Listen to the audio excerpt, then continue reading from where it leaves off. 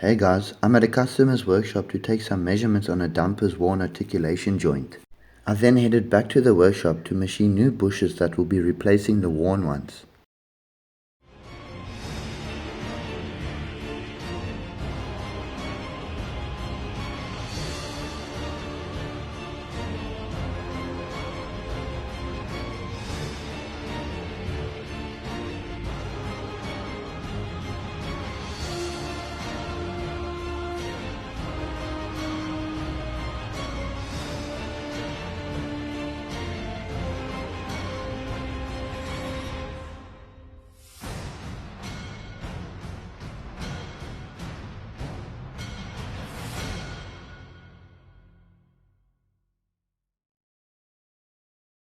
The new bushes are complete. I then made a jig to fasten the bushes in the correct position when welding.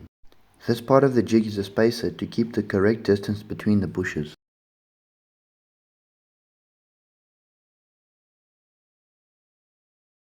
This pin will align the bushes and assist with clamping these two washers opposite sides of my jig setup.